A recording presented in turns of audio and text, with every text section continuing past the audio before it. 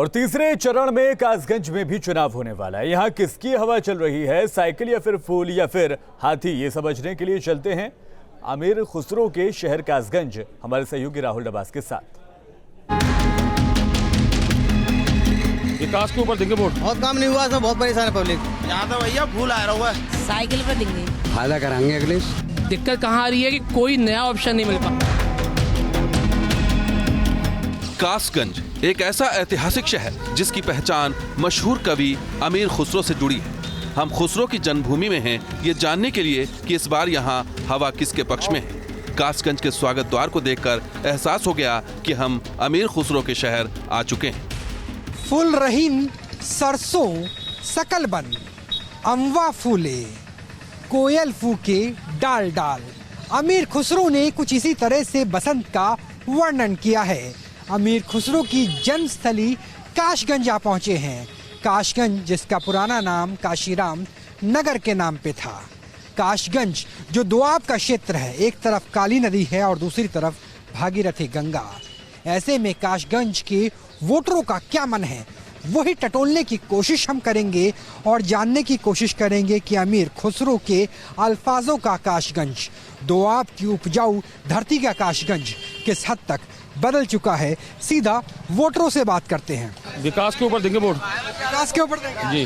कासगंज में हुआ ना हुआ भैया, राशन पानी सब फ्री मिल रहा है। क्या लग रहा है? हमें तो सरकार नहीं चाहिए अब तो। तुम्हारी न सुकून आ न परेशानियाँ दूर हुए। बहुत काम नहीं हुआ, सब बहुत परेशान है पब्लिक। यहाँ तो भैया फूल आ रहा है। एटा से अलग कर कासगंज को 2008 में जिला बनाया गया था। तब इसका नाम बदलकर कांशीराम नगर रख दिया गया था, लेकिन बाद में फिर इसके नाम को कासगंज कर दिया गया। इस यात्रा में हमने मुस्लिम बाहुल्य इलाके में लोगों से बात की तो यहाँ हवा का रुख अखिलेश की तरफ नजर आया। किशरोली बस स्टैंड पे हम मौजूद हैं। काशगंज विधानसभा क्षेत्र में जनता का वोट टटोलने की कोशिश कर रहे हैं। अल्पसंख्यक बहुल इलाका है, यहाँ पर क्या मुद्दे हैं, क्या वाकई जो गठबंधन महागठबंधन कहा जा रहा है वो मजबूत है या वाकई कानून व्यवस्था बड़ा मुद्दा है। क्या लग रहा है मियाँ जी, इस बार किसकी स्थिति लग रही है मजबूत? यहाँ साइकिल यहाँ चल रही है। साइकिल चलेगी? साइकिल अकेली है, हेडपंप भी साथ में है? नहीं, साइकिल ही सबसे आगे जा रही है। साइकिल, आपको क्या लग रहा है, क्या स्थिति है? साइकिल चल रही है सर। साइकिल चल रही है, जबरदस्त। कानून में तो कुछ तो बेटर है, लेकिन सपा ही आएगी इसमें। अच्छा, कानून व्यवस्था बेहतर हुई है। अच्छा, सपा रहेगी। बसपा का भी कहीं कुछ रोल नजर आता है, कुछ स्थिति है यहाँ? नहीं है ऐसा कुछ। यहाँ पे जो सीधी लड़ाई है वो साइकिल और कमल की है। हाँ, कमल की। ये कासगंज की मिट्टी का ही असर है कि चंद दूरी पर ही सियासी मिजाज बदल जाता है। हम कासगंज के बस अड्डे पर पहुंचे तो यहाँ सबकी जुबान पर मोदी और योगी का नाम था। उत्तर प्रदेश को समझना हो तो उत्तर प्रदेश की सड़कों से समझा जा सकता है। लिहाजा हम काशगंज में हैं और काशगंज के बस अड्डे से अपनी यात्रा की, वोट यात्रा की शुरुआत कर रहे हैं। जानने की कोशिश कर रहे हैं कि लोगों का मत क्या है। कुछ लोगों से सीधा बात करते हैं। इस बार क्या लग रहा है सर, किसकी स्थिति बेहतर है? कौन चुनाव में क्या लग रहा है? कुछ कानून व्यवस्था बेहतर हुई है, स्थिति कैसी है? साइकिल पे देंगे। साइकिल पे देंगे मोदी को। मोदी को? किसको दे रहे हैं वोट? अखिलेश को। किस वजह से? फायदा कराएंगे अखिलेश। ऐसा नहीं है कि आज की देश में यूपी के जो जनता है वो खुश है योगी से, ऐसा नहीं है। मगर दिक्कत कहाँ आ रही है कि कोई नया ऑप्शन नहीं मिल पा। नया ऑप्शन मिलना चाहिए, आपको भी लगता है क्या? योगी मोदी। योगी मोदी। कासगंज के चौक चौराहे और गली मोहल्लों में भी योगी के चर्चे हैं। काशगंज के मेन बाजार में हम मौजूद हैं और देखिए अलग अलग तरह की मिठाई सजी है। कुछ ऐसे ही होते हैं पार्टियों के मैनिफेस्टो भी, जो आम आदमी को लुभाने के लिए बड़े बड़े वादे करते हैं, जिसमें कभी कांग्रेस, कभी समाजवादी पार्टी, कभी भाजपा, कभी बीएसपी समेत कई राजनीतिक दल शामिल होते हैं। लेकिन लोग क्या सोचते हैं, सीधा जनता से बात करते हैं। सर, इस बार क्या स्थिति नजर आती है काशगंज? मुद्दे क्या हैं, यहाँ की समस्याएं क्या है? मुद्दा विकास मुद्दा है सर, सबसे ज्यादा जो गुंडागर्दी थी पिछली सरकारों में, इस सरकार में गुंडागर्दी बिल्कुल नहीं है और विकास भी हो रहा है, राशन भी समय पे मिल रहा है और सबका साथ सबके विकास के लक्ष्य पर ये सरकार काम कर रही है। और बीजेपी का है, बीजेपी का माहौल है। क्या क्या काम किया यहाँ पे आपके विधायक ने? हमने तो सड़कें बनवाई, विकास करा पूरा। सब बीजेपी सरकार ही आनी चाहिए। व्यापारियों को योगी पसंद है क्योंकि गुंडा राज खत्म हुआ है, गोकशी बंद हुई है, तो वहीं ऐसे लोग भी मिले जो जाति के नाम पर अखिलेश के साथ खड़े हैं। वोटरों का मन टटोलने के लिए हम कुछ यंग व्यापारियों के पास पहुंचे हैं।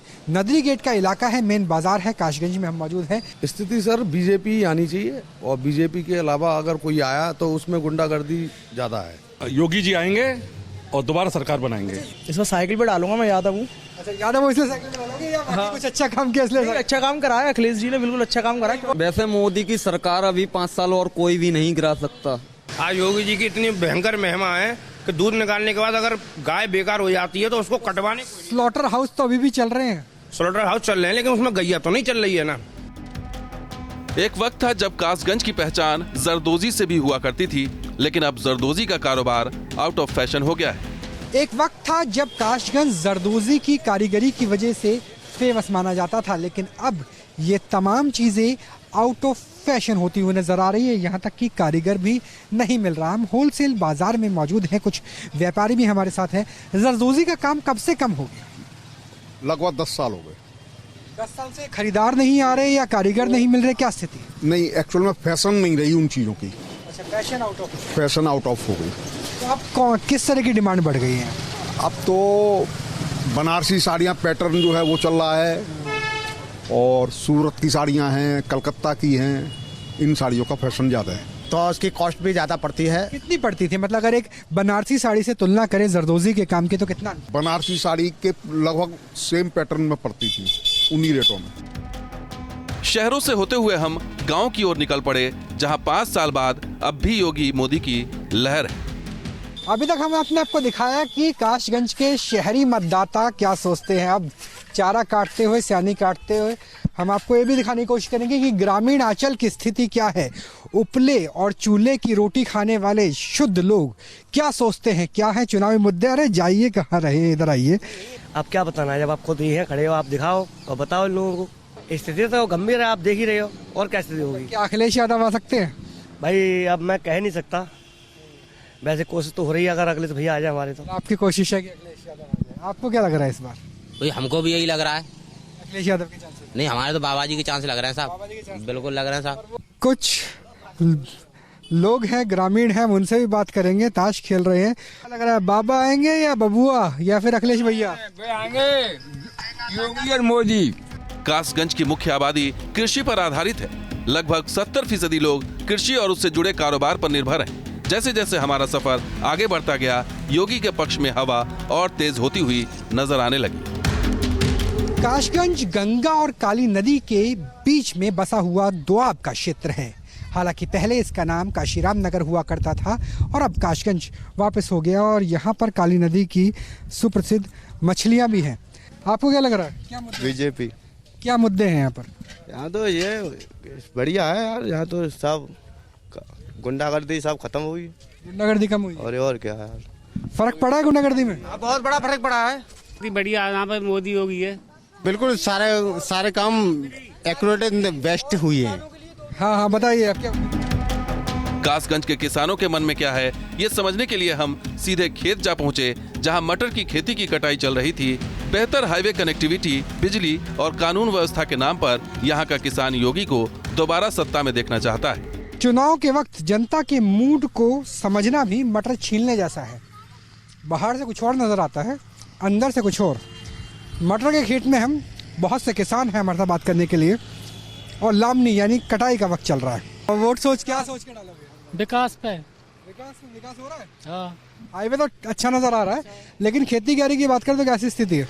बढ़िया है। अरे हम तो कमला फूल पे देंगे। तो यहाँ पर क्या लग रहा है कि जो मौजूदा सरकार है वो ठीक काम कर रही है या अखिलेश यादव या मायावती कुछ परिवर्तन? मोदी सरकार सही काम कर रही है।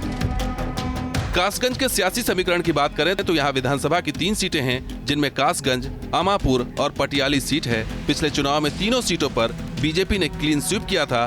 धार्मिक समीकरण की बात करें तो यहाँ हिंदू 84.32% हैं, जबकि मुस्लिम 14.88%। सबकी अपनी बातें हैं, अपने दावे हैं। अब देखना होगा कि फाइनल नतीजे में कासगंज का फैसला क्या निकलता है।